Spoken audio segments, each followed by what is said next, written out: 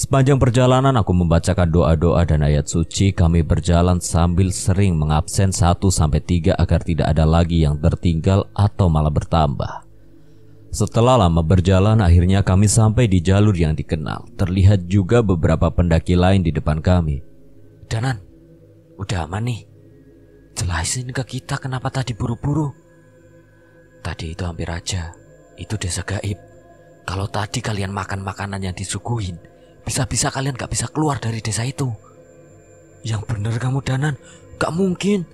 Tadi aja ada pendaki lain yang bareng kita kan? Protes Rama yang mulai terlihat pucat. Mereka sudah terlanjur makan suguhan warga di sana. Sekarang mereka sudah dianggap warga desa itu. Makanya dibuat penyambutan. Assalamualaikum warahmatullahi wabarakatuh. Kembali lagi di channel Portal Dimensi dan tentunya masih bersama saya Kang Slamet di sini. Kali ini Kang Slamet akan menceritakan sebuah kisah mistis pendakian yang berjudul Jejak Gaib Alam Merapi. Cerita ini ditulis oleh Dioseta.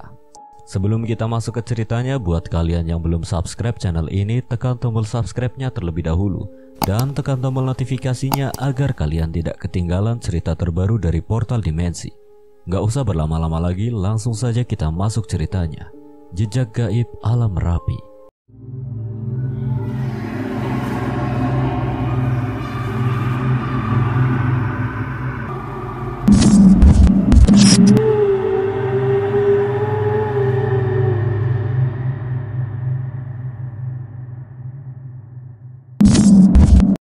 Gunung Merapi, sebuah mahakarya dari Sang Maha Pencipta yang berdiri kokoh dengan keangkuhannya. Ini kedua kalinya aku mencoba menaklukkan gunung ini. Setelah sebelumnya aku gagal karena sebuah gangguan yang membuatku tersesat ke sebuah desa. Ketika mendengar rencanaku untuk mendaki Gunung Merapi, sekali lagi Rama dan Yanto memaksa untuk ikut menemaniku. Mereka merasa bertanggung jawab membawaku ke puncak gunung ini. Danan, nih pegang. Sebuah HT dan handphone satelit diserahkan oleh Rama kepadaku. Oh, Potoki? Niat banget kalian. Tanyaku yang sedikit heran. Wes, pegang wae. Kamu kan sensitif. Jadi, kalau amit-amit ya terjadi apa-apa, kita kan gak akan kehilangan kamu lagi. Lihat nih, aku sama Rama juga pegang. Wah, perhatian banget kalian. Tenang aja, aku udah semakin memperdalam ilmu batin. Harusnya kali ini tidak ada halangan yang berarti. Iya wes, kita percaya kok. Tapi dari kejadian dulu kami belajar, tidak satupun gunung yang bisa diremehkan. Semudah apapun pendakiannya, kita harus bersiap sesuai prosedur. Jelas Yanto. Kami tidak memperpanjang pembicaraan kami lagi dan segera melakukan registrasi di pos dan mulai memasuki jalur pendakian. Terlihat beberapa pendaki juga sudah memulai pendakian. Sepanjang awal pendakian kami membicarakan tentang masa lalu semasa kuliah. Ternyata walaupun sudah berpisah, mereka masih sering janjian untuk melakukan pendakian. Namun sudah tidak se-ekstrim dulu. Selangkah demi selangkah kami lalui. Kondisi jalur pendakian Gunung Merapi memang didominasi dengan jalan menanjak dan bebatuan. Kami sampai di silter pertama saat maghrib. Walaupun belum terlalu lelah, kami tetap berhenti untuk menyempatkan waktu untuk beristirahat dan menunaikan kewajiban kami sebagai makhluk ciptaan yang maha kuasa. Matahari mulai terbenam. Langit pun mulai terlihat gelap. Kami melanjutkan perjalanan dengan penerangan dari lampu senter. Selama perjalanan tidak ada halangan yang berarti sampai setelah melewati pos pertama. Rama yang berjalan di depanku terlihat terhenti. Memang dari tadi aku merasa ada yang aneh.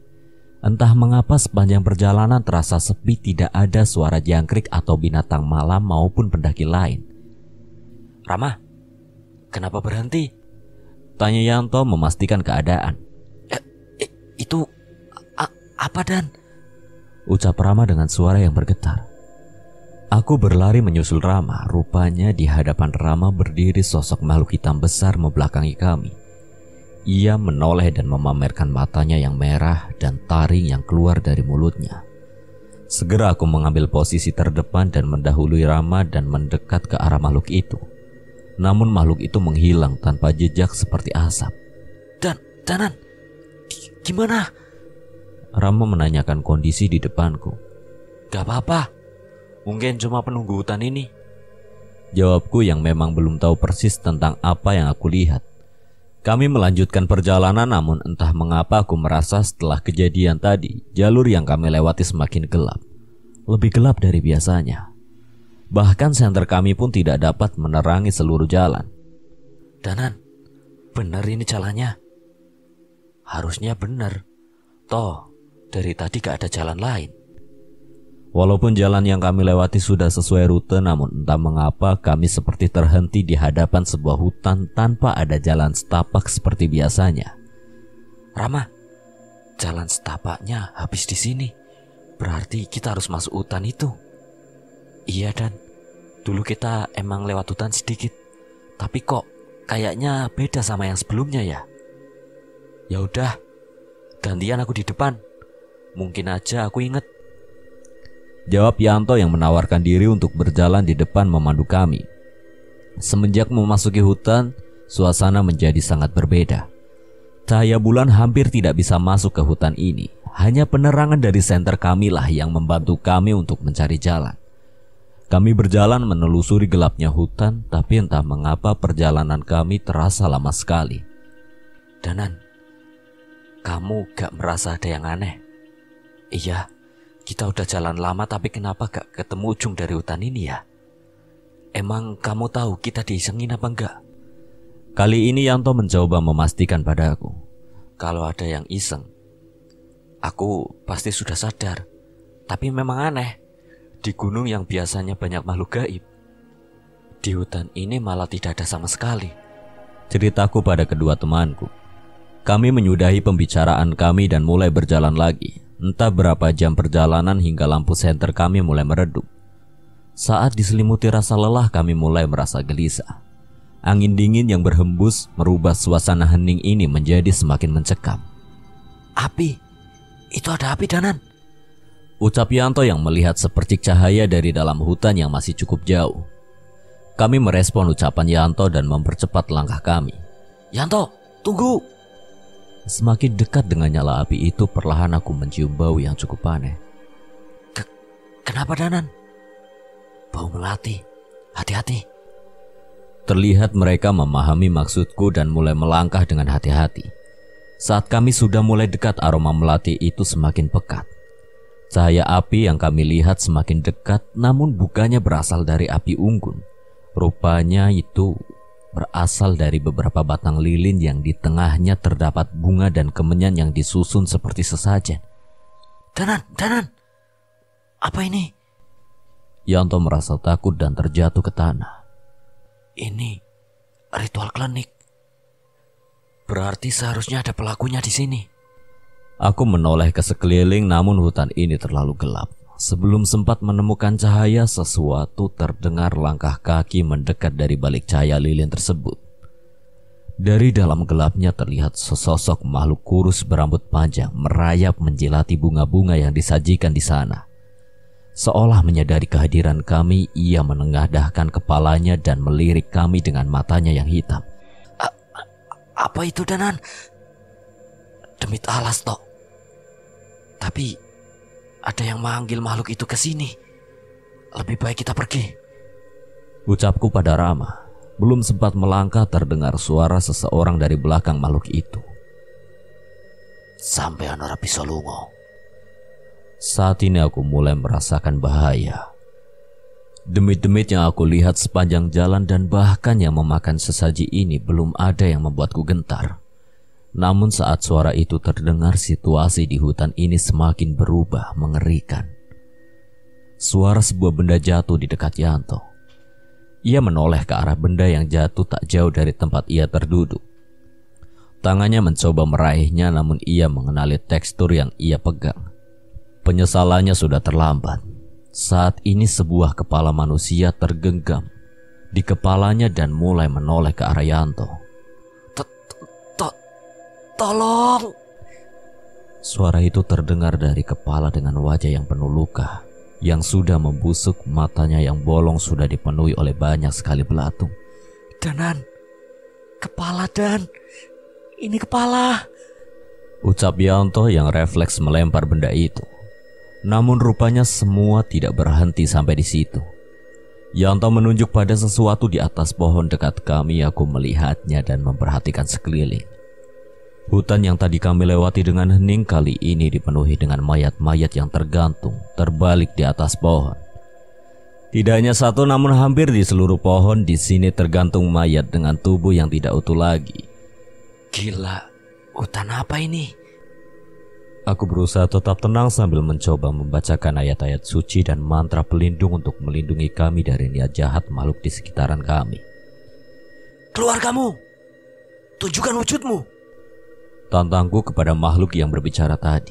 Bukannya menambahkan diri, makhluk itu malah terlihat menjauh. Ora perlu.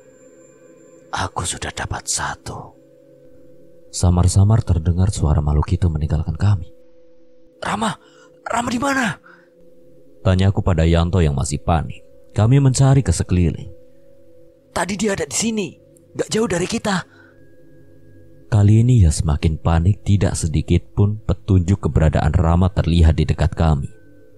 Sebaliknya, mayat-mayat yang tadi tergantung di atas pohon mulai berjatuhan dan merayap ke arah kami. Tolong. Aku mencoba membacakan doa-doa penenang untuk menenangkan demit wanita yang merayap ke arahku. Namun Yanto terlihat panik, puluhan mayat mulai merayap ke tubuhnya. Tolong Danan, tolong. Aku membatalkan niatku dan berdiri menarik Yanto untuk berlari, namun mayat-mayat itu terus berjatuhan dari atas pohon dan bermunculan dari gelapnya malam. Psst, kesini. Suara seorang wanita terdengar dari salah satu sisi hutan. Kami menoleh, terlihat seorang perempuan bersembunyi di balik pohon memanggil kami. Tak ada pilihan, kami berlari ke arahnya. Namun sebelum sempat sampai, wanita itu berlari menjauh seolah meminta kami mengikutinya. Benar saja, jalur yang ia tunjukkan sama sekali tidak diganggu oleh mayat-mayat itu. Kami berlari dan terus berlari hingga akhirnya kami sampai di mulut hutan. Kami berhenti, namun terlihat wanita itu terus berlari. Kami mengikuti arah larinya dengan perlahan dan di sana terlihat sebuah desa kecil. Danan, Yanto, kesini. Seseorang memanggil kami, itu adalah suara Rama. Kami segera menghampirinya dan mengecek keadaannya. Rama, kamu gak apa-apa? Gimana kamu bisa sampai di sini? Itu waktu terpisah dari kalian aku ketemu mbak itu dan dia ngajak aku ke sini. Kami memperhatikan desa itu, nampak rumah-rumah kayu zaman dulu mendominasi bangunan di desa ini. Mas, mau ke puncak ya? Tiba-tiba terdengar suara seorang bapak menghampiri kami.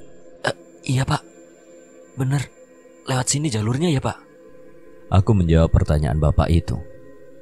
Biasanya jarang ada yang lewat sini. Tapi saya juga heran, kenapa malam ini jadi banyak yang lewat desa ini ya?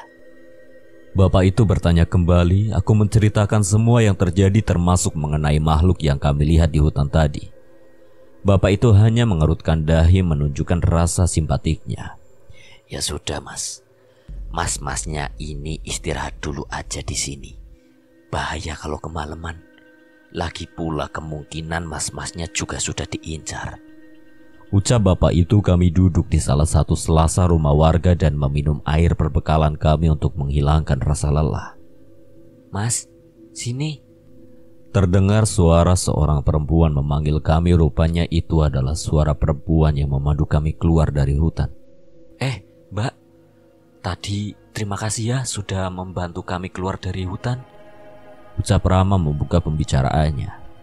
Iya mas, gak apa-apa, udah biasa. Ini Sabtu Kliwon. Biasanya para pencari ilmu menjadikan hutan ini untuk mencari tumbal. Jawaban perempuan itu. Kami saling menatap. Salah sedikit kamilah yang akan jadi tumbal para pencari ilmu itu. Udah, ayo ke balai desa. Tadi habis ada acara. Ada teman-teman masnya juga di sana. Setelah berbicara, wanita itu segera memandu kami menuju balai desa. Benar. Di sana terlihat para pendaki yang tadi sudah berjalan mendahului kami. Mereka sedang berbincang dengan beberapa warga desa sambil menikmati suguhan yang disajikan warga. Monggo mas, istirahat dulu di sini. Ucap salah seorang warga desa yang menyambut kami. Nggih pak, matur nuwun, terima kasih. Kami segera mengambil posisi duduk seadanya di sekitar warga. Bu, iki ada tamu. Mbok yo disuguhin apa gitu? Perintah orang itu kepada istrinya. Sudah pak, gak usah repot-repot. Kita sudah bawa perbekalan kok. Alah, gak repot kok. Tadi juga habis ada acara. Banyak makanan yang sisa kok. Kami melihat sekitar, memang terlihat ada panggung dan alat musik tradisional di sana seolah selesai mengadakan acara. Mataku berpandangan dengan pendaki yang sudah datang duluan dan mengangguk sekedar memberi salam. Habis ada acara apa toh pak? Biasa pementasan tari. Hampir setahun 2 kali kami mengadakan pementasan ini. Jelas bapak itu. Tidak ada sound system, hanya alat musik tradisional yang usang yang terlihat di sekitaran panggung. Aku berjalan-jalan dan memperhatikan panggung dan orang-orang di sekitar balai desa.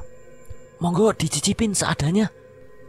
Tiba-tiba istri dari warga desa yang menyambut kami datang dengan membawa sebuah nampan berisi makanan dan teh hangat. Kebetulan stok airku udah habis. Diisi teh hangat cocok nih. Yanto segera mengambil kendi berisi teh dan mengisi botolnya. Yang sopan kamu, ucap Rama sambil memukul lengan Yanto yang dengan cepat dihindari oleh Yanto. Ya sudah, dinikmatin dulu ya, saya tinggal dulu, ucap warga desa itu. Terima kasih banyak pak. Aku menghampiri Rama dan Yanto untuk segera duduk dan memikirkan mengenai kejadian di hutan tadi. Rama dan Yanto masih sibuk membicarakan hal yang tidak penting. Sambil melihat kekonyolan mereka, aku bermaksud memakan suguhan yang disajikan warga tadi. Namun semua itu terhenti oleh seorang wanita yang muncul menghampiri kami. Jangan dimakan, ucap wanita itu dengan menatapku sejenak dan segera pergi meninggalkan kami. Samar-samar aku mengingat wajah wanita itu. Tidak pasti, tapi aku rasa aku pernah melihatnya. Wajah wanita itu sama persis dengan wajah mayat wanita di hutan tadi yang sempat kudoakan. Rama, Yanto, kita pergi dari sini. Kali ini aku yakin ada yang tidak beres juga dengan tempat ini. Kenapa emang Danan? Kita istirahat dulu lah, ngemil dulu dikit, ucap Rama sambil mencoba mengambil kue yang disuguhkan. Aku segera menepuk tangannya hingga kue itu terjatuh dari tangannya. Udah nurut aja. Kali ini aku memaksa menarik mereka dan mengenakan ransel kami masing-masing. Kami berjalan dengan cepat ke arah berlawanan dengan hutan. Melihat kepergian kami, warga desa tadi segera menghampiri kami. Lah, Mas, mau kemana kok buru-buru? Maaf pak, kami harus segera mengejar puncak sebelum fajar. Istirahat dulu mas, santai aja, ngemil dulu. Masih ada pementasan lagi. Pementasan apa toh pak malam-malam begini? Tanya Rama penasaran. Biasa penyambutan warga baru. Tadi sudah, harusnya habis ini masih ada tarian lagi. Itu mbaknya sudah siap. Bapak itu menunjuk ke arah perempuan yang menuntun kami ke desa. Namun kali ini ia sudah berdandan cantik dengan pakaian penarinya. Tak banyak bicara, aku menarik Rama dan Yanto memaksa mereka untuk pergi. Ngapunten ya pak, teman kami sudah kebelet, teriak Rama yang mengikutiku dengan terpaksa. Sepanjang perjalanan aku membacakan doa-doa dan ayat suci. Kami berjalan sambil sering mengabsen 1-3 agar tidak ada lagi yang tertinggal atau malah bertambah. Setelah lama berjalan, akhirnya kami sampai di jalur yang dikenal. Terlihat juga beberapa pendaki lain di depan kami. Danan, udah aman nih. Jelasin ke kita kenapa tadi buru-buru. Tadi itu hampir aja. Itu desa gaib. Kalau tadi kalian makan makanan yang disuguhin, bisa-bisa kalian gak bisa keluar dari desa itu. Yang bener kamu Danan, gak mungkin. Tadi aja ada pendaki lain yang bareng kita kan? Protes Rama yang mulai terlihat pucat. Mereka sudah terlanjur makan suguhan warga di sana. Sekarang mereka sudah dianggap warga desa itu. Makanya dibuat penyambutan. Jelasku sekali lagi, Yanto terlihat lebih pucat dari Rama. Tubuhnya terlihat gemetar sambil mencoba mengeluarkan botol air yang sudah diisi teh hangat dari desa itu. Saat botol itu dibuka, tercium bau amis yang sangat menyengat seperti bau darah hewan yang sudah membusuk. Dan tidak hanya itu, satu persatu belatung mulai keluar dari cairan amis di botol milik Yanto. Yanto terlihat tidak mampu menahan rasa mualnya. Segera aku menutup hidungku dengan kain dan membantu Yanto membuang cairan itu dan mencuci botolnya dengan tanah dan membacakan doa untuk menghindari makhluk halus yang tergoda dengan minuman dari desa gaib itu. Danan, berarti pendaki tadi gak bisa diselamatin? Tanya Rama padaku, aku hanya menggeleng, namun Rama masih tidak terima. Bukannya kamu punya ilmu batin? Kalau kita paksa mereka melepaskan pendaki itu gimana? Percuma. Mereka itu penduduk asli sini. Kitalah yang pendatang. Sekarang pendaki itu sudah menjadi warga desa gaib itu dan hidup bersama mereka. Tidak ada yang bisa kuperbuat. Setidaknya dengan kemampuanku saat ini. Aku mencoba menjelaskan kondisinya pada Rama. Berarti seandainya ada orang yang lebih hebat, mereka bisa diselamatkan. Mungkin bisa. Saat kita turun, kita sampaikan kejadian ini pada juru kunci. Seharusnya ia mempunyai wibawa yang cukup untuk meminta pendaki itu kembali. Rama mulai mengerti, dan Yanto pun sudah mulai tenang. Kami melanjutkan untuk berjalan kembali dan memutuskan membuka tenda di pos Pasar Bubrah bersama pendaki lainnya. Danan, katanya Pasar Bubrah juga angker. Katanya ada pasar gaib gitu ya? Tanya Rama yang mulai jadi penakut karena kejadian tadi. Iya, tiap hari ini buka pasarnya, tenang aja. Jawabku menenangkan mereka. Kami beristirahat dan menghabiskan sisa malam untuk tidur di tenda dan memasang alarm menjelang subuh untuk segera menjemput puncak Merapi yang gagal kugapai beberapa tahun lalu. Pagi mulai datang. Sebelum alarm berbunyi, suara pendaki lain sudah lebih dulu membangunkanku. Terlihat Rama dan Yanto juga berusaha keras menahan rasa kantuknya. Kami bersiap untuk memulai pendakian di medan yang berbatu. Kami bersiap mendaki Gunung Anyar untuk mencapai Merapi. Aroma belerang mulai tercium dengan udara dingin yang selalu berasap. Hingga akhirnya kami sampai di puncak di mana terdapat tempat datar yang cukup luas. Tepat di bawah puncak Garuda. Tepat saat matahari terbit, sebuah pemandangan yang luar biasa terlukis di hadapanku. Kemegahan gunung-gunung terindah di Jawa Tengah terlihat dari sini.